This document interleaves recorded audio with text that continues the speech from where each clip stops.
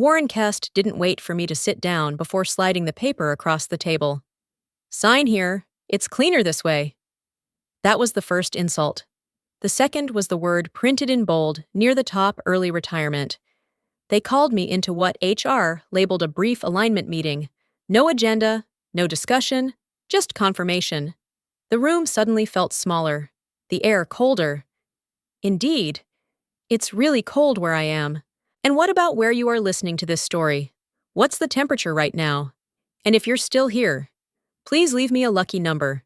I had spent 22 years as the senior safety systems architect, the last human checkpoint between optimism and catastrophe. Warren, the newly appointed COO, had spent 6 months cutting costs and calling it leadership. He smiled like this was a favor. "This is progress. Dana," he said calmly, "automation is the future. Efficiency. We're removing unnecessary human dependency." Unnecessary. The word pressed against my ribs. I kept my hands flat on the table. I'd learned long ago that anger shows weakness when it's visible. He talked about scalability, about systems that didn't hesitate, didn't question, didn't need people who remembered why certain lines were never crossed. Warren spoke in numbers. I lived in consequences. I let him finish. Then I asked one question: "Did you read the blueprints?" He leaned back, amused. "We don't run companies on sentiment," he said. "We run them on data." That smirk stayed on his face as I picked up the pen. No argument, no speech, just ink. My name looked disturbingly easy to erase after 2 decades of carrying risk, no executive report ever mentioned. I stood, straightened my jacket, and left him a single sentence on the table. "Read them yourself." Outside the conference room, a senior engineer stopped short when he saw me. His expression shifted, not confusion, not pity, but something closer to dread. His eyes flicked toward the room behind me, then back. He knew what those blueprints really were. "Before we continue, I want to be clear with you. The story you're about to hear is a blend of real workplace situations and fictional elements, with artificial intelligence used to deepen the emotional experience and help deliver the message. I hope it resonates with you. And if it doesn't, that's okay too. Please rest well and take care of yourself tonight. I learned what resentment feels like when it has nowhere to go. For 22 years, I worked in silence, the kind that doesn't show up on performance reviews. I stopped crises before they earned names, stayed through nights that blurred into mornings, and signed off on decisions that meant if something failed, it would fail on me alone. No applause followed those moments, only another sunrise and another system still standing. Those memories surfaced quickly after I left, not like nostalgia, but like unpaid invoices. Every late call, every risk absorbed so executives could sleep, came back sharp and orderly. I had built safeguards so carefully that no one noticed they were there. Warren Kest noticed nothing except numbers. He spoke in slides and trend lines, in fashionable words like scalability and optimization. Consequences bored him. Responsibility annoyed him. He treated judgment as inefficiency and experience as clutter. Within days, he ordered my name removed from official documentation. Presentations were updated. Credits vanished. It was as if responsibility could be erased by deleting a footer. Then he addressed the engineering team. "If a system needs human judgment," Warren said, "it's poorly designed." The room went still. Engineers exchanged looks they didn't voice, because when they opened the blueprints afterward, they found my handwriting everywhere. Margins filled with notes, warnings, and conditions, none marked optional, each tied to a decision that couldn't be automated without risk. That was the moment the unfairness shifted. I was gone. My judgment wasn't anymore now. The first alert appeared less than a week after I left. Quiet enough to be dismissed if you wanted to believe nothing had changed. I wasn't in the room, but I heard about it the same way I heard everything now through engineers who still trusted my silence. It wasn't a failure. No alarms screamed, no systems shut down. There was no mechanical fault, no corrupted code, no red flags for Warren Kest to point at in a meeting. The dashboard showed a single line, neutral and patient, awaiting operational decision. Warren's response was immediate. Override it. That word carried confidence. Like most things he said, he treated decisions like obstacles and safeguards like inconveniences. But this time, the room didn't move. Screens stayed steady. The system waited. Legal was looped in. Reluctantly, someone asked the question no one wanted to phrase clearly. Override? What?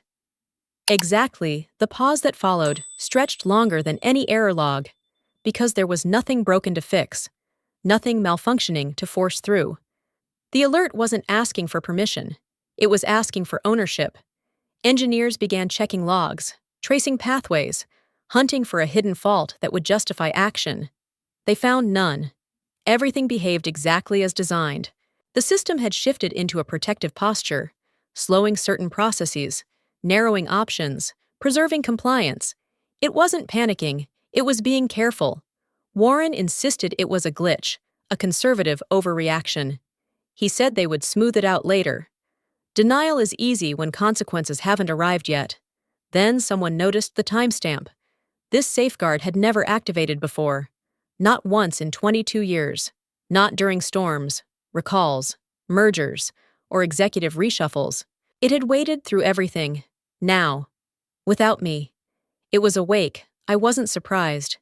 I had built that pause for moments like this, when speed felt safer than thought. They could pretend nothing was wrong, but the system knew better.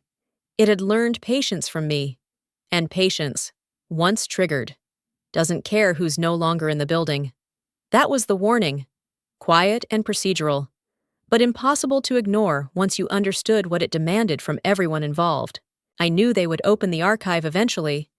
Panic has a way of forcing curiosity. When the system refused to be rushed, the engineers did what they had avoided for years.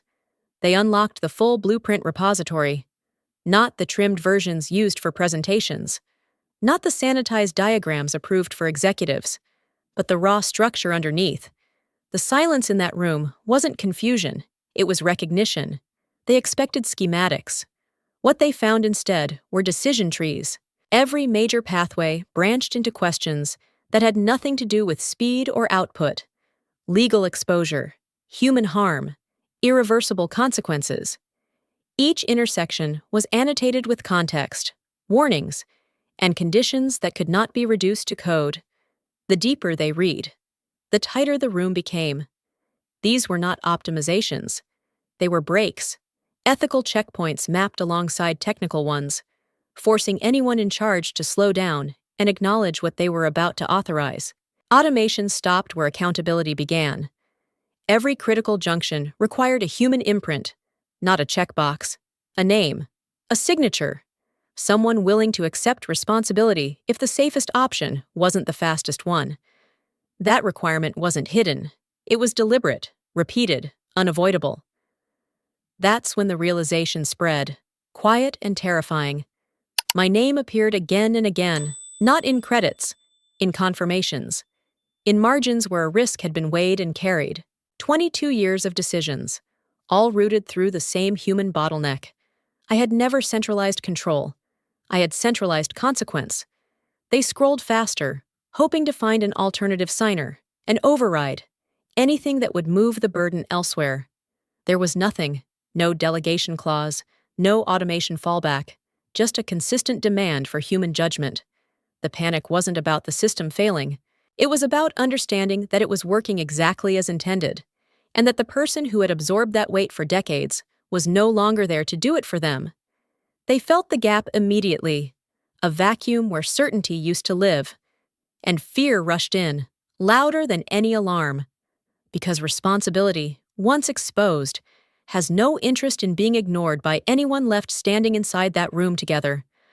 I heard about the pen before I heard about anything else. Once the blueprints were understood, Warren Kest stopped pretending this was theoretical. He cornered the lead engineer in a closed meeting and pushed the tablet across the table. "Sign it," he said. "We just need to move forward." The engineer didn't raise his voice. "If this goes wrong," he replied, "that will be my freedom." That sentence changed the room. Fear settled in, heavy and practical. No one argued with him, no one offered an alternative. Every person there understood exactly what he meant. A signature was not approval, it was ownership. The board was briefed within the hour. Slides were abandoned. Legal language filled the air. When the room ran out of places to look, every head turned toward Warren. He shifted in his chair. "I'm not an engineer," he said, as if that ended the discussion. No one laughed, because the system didn't care about titles. It cared about responsibility. And responsibility had been carefully routed away from committees and into a single human decision point. While they debated, the platform adjusted itself. Processes slowed, access narrowed, safeguards stacked neatly on top of each other, all triggered by policy, all documented, all compliant. There was no malfunction to blame. The system had entered regulatory preservation mode, exactly as designed. I built that response for moments when courage failed faster than infrastructure, when leaders wanted speed but refused liability. Watching it unfold from a distance felt strange. I wasn't involved, yet my absence was suddenly the loudest factor in the room. They delayed decisions, scheduled follow-ups, and asked for risk summaries no one could simplify. Each hour without a signature tightened the pressure. The system stayed calm, methodical, unblinking. Fear multiplied in that waiting. Responsibility hovered, patient and unavoidable, reminding everyone that silence itself was already a choice. That truth settled heavily across the room. No one wanted the pen because the pen meant consequence, and consequence, stripped of ceremony and titles, has a way of exposing how little authority remains once responsibility asks for a name. If you agree that building a system to force accountability so no one can dodge responsibility when it matters most was the right choice, leave a 1 in the comments, because your voice helps show that doing the right thing still matters when decisions get hard. I didn't need to be in the room to feel the shift. It happened the moment someone finally said the quiet part out loud. A veteran engineer broke the silence, his voice steady but tired. "She didn't design control," he said. "She designed protection." No one interrupted him. The words settled differently now that fear had stripped away bravado. That was when understanding replaced resentment. They saw what the blueprints had always been, not a trap, not a power play, but a shield. For 22 years, every legal risk, every irreversible call, had been routed through me. I carried those signatures so no one else had to wonder whether a bad decision would cost them their freedom. I had absorbed liability the way others absorb overtime. Quietly, consistently, without applause. The realization hurt them more than the alerts ever could, because it reframed everything. I wasn't outdated, I was insulation. And insulation only gets noticed once it's removed. They started revisiting old approvals, tracing my handwriting backward through time. Each decision was documented, justified, and painfully human. No shortcuts, no automation excuses, just deliberate restraint where speed would have been easier. Then someone found the memo. It wasn't dramatic. It wasn't angry. Just a formal internal warning, buried under years of reorganizations. I had flagged Warren Kest's leadership style early, noting his preference for acceleration over accountability. I wrote that his decisions increase systemic risk without increasing ownership. Legal had acknowledged it. Management had archived it. The room went colder when they read it, because the narrative collapsed all at once. I hadn't been resisting progress. I had been preparing for exactly this moment. The safeguards weren't reactions to Warren. They were anticipations of him. That was the moral reversal they couldn't escape.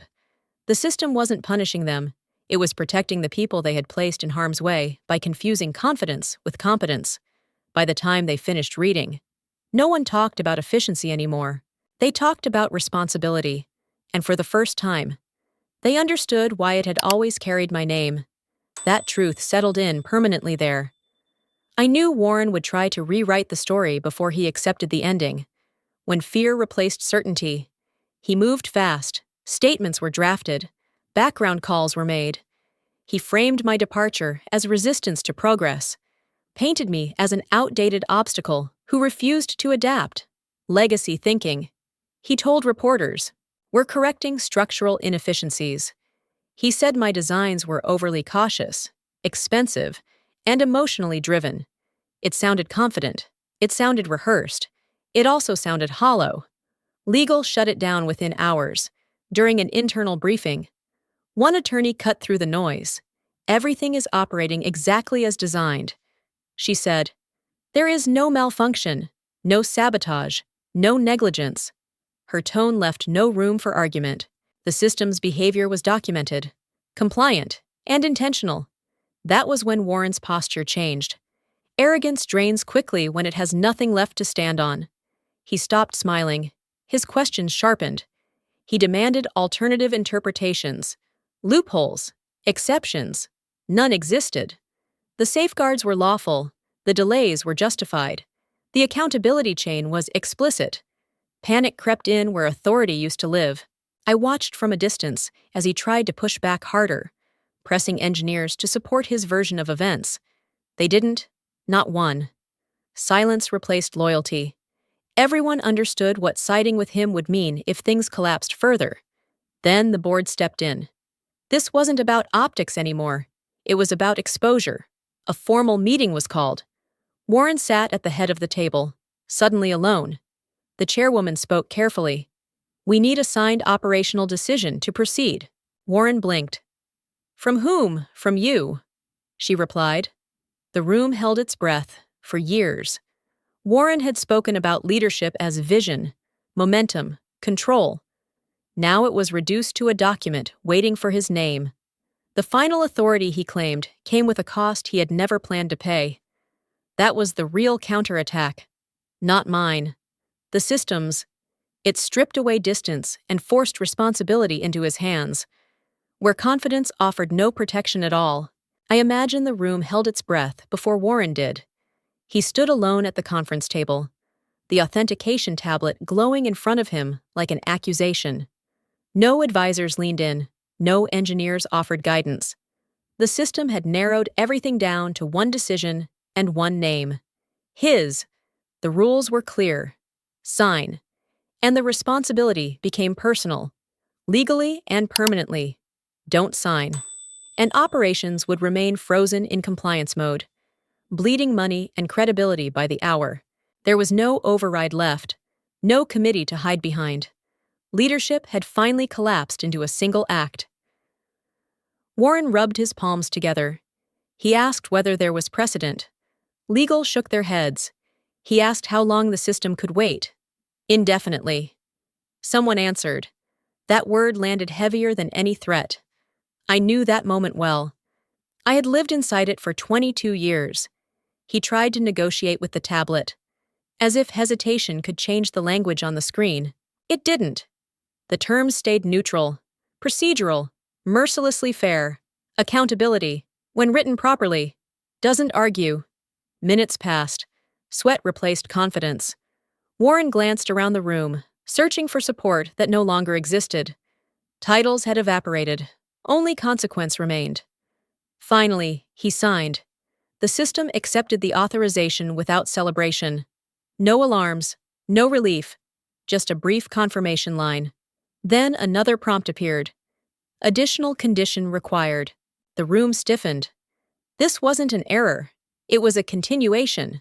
The condition referenced a contextual safeguard, one tied to interpretive judgment, not raw authority. Engineers read it twice, then again, voices dropping. They understood the problem instantly. The condition wasn't technical, it was ethical. It required an assessment of harm that couldn't be quantified by metrics alone. Warren stared at the screen, lost. That requirement had always been mine to interpret. I had written it that way because speed lies. And numbers can be coached. Judgment can't. Watching from afar. I felt the tension tighten to its limit. Warren had signed himself into responsibility, only to discover that responsibility demanded understanding, not confidence, and understanding. At that table, belonged to the one person he had already forced out. I watched autumn arrive through emails instead of windows. The system never collapsed. That was the part no one expected. No alarms, no public disaster, no dramatic shutdown. It kept running, quietly enforcing limits, rerouting authority with the same calm precision it always had. Compliance held. Operations continued. What failed wasn't infrastructure. It was leadership, as weeks passed. Decisions Warren Kest once made without hesitation stopped reaching his desk. Approval paths shifted. Oversight committees appeared where his signature used to land. The system didn't accuse him. It simply stopped trusting him. The board met behind closed doors. Then again, with lawyers present. I wasn't invited. I didn't need to be. The outcome arrived anyway, wrapped in careful language. A formal vote. A unanimous conclusion. Warren was removed for reckless leadership and personal exposure of institutional risk. During the briefing, one director said it plainly. The system performed flawlessly. Then, after a pause, leadership did not. That sentence carried no anger, no satisfaction, just record-keeping. Warren protested. He blamed complexity. He blamed caution. He blamed me. None of it mattered. The documentation was too clean. Every safeguard activated exactly as designed. Every delay aligned with regulation. There was nothing to unwind without admitting fault. Cold justice doesn't rush. It waits until arguments run out. A week later, my phone rang. The tone was different this time, respectful, measured. They asked if I would consider returning in an advisory role. Temporary, quiet, no titles. Just help them stabilize interpretation. I declined, not out of spite, out of clarity. The system no longer needed me to absorb responsibility on behalf of people who refused to carry it themselves. It needed leaders willing to stand where I once stood. I closed the email thread and went outside. Leaves collected along the sidewalk, orderly in their collapse. Nothing dramatic, just a season doing what it was meant to do. The system remained standing. Warren did not, and for the first time in years, responsibility finally rested exactly where it belonged. Nothing about it felt triumphant, only necessary and overdue. Systems don't seek revenge, they enforce balance. People choose how painful that balance becomes. When the dust settled, no hero was announced, no villain crowned, just a record updated, authority reassigned, and a quiet understanding that responsibility, once misplaced, always finds its way home, even if it takes years, and costs everyone far more. I was at home when the call came, sitting in a quiet that didn't need to be defended. No screens flashing, no meetings scheduled, no signatures waiting. For the first time in decades, my name wasn't buffering someone else's risk. A young engineer spoke first. "We finally understand what you built." His voice carried relief and embarrassment at the same time. I didn't smile. I didn't gloat. "Good," I said. "Just don't confuse convenience with responsibility." We talked briefly about safeguards, about how the system wasn't designed to be clever, only honest. I told him that human dependency was never about ego or control. It was about courage, about forcing someone to stand still long enough to own the consequences of a decision. After the call, the house felt lighter. The silence stayed, but it wasn't heavy anymore. It was earned, somewhere else. Warren Kest sat alone with the blueprints spread across a table, tracing annotations he had once dismissed. He was reading carefully now. Too carefully. The system didn't need my return, and it didn't need his regret. Some systems don't need smarter machines. They need braver humans. That truth finally brought peace, clarity, and a justice that felt complete. I learned something uncomfortable from this story. Systems don't fail, first people do. Not because they're evil, but because responsibility is heavy, and convenience is seductive, for years. I believed doing the right thing quietly was enough. I thought if I carried the weight, others wouldn't have to. But real accountability isn't about hiding the burden. It's about making sure it's visible, shared, and owned. If you were in my position, what would you choose, speed or responsibility, silence or clarity? It's easy to agree with ethical decisions when nothing is at stake. It's harder when your name is the one being asked for. I'm curious, where are you listening from right now? Different places shape different choices, and I'd love to know what this story sounds like where you are. If this story made you pause, even for a second, consider helping it reach someone else who might need it. A single subscription helps this channel grow. A comment adds another voice to the conversation. A like or a share might help someone rethink how they lead, decide, or take responsibility at work.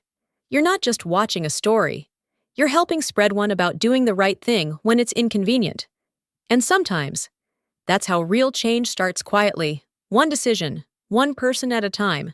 This story was fully created and produced by our team. We do not copy or borrow content from any other channel. Thank you for staying with us and listening until the end.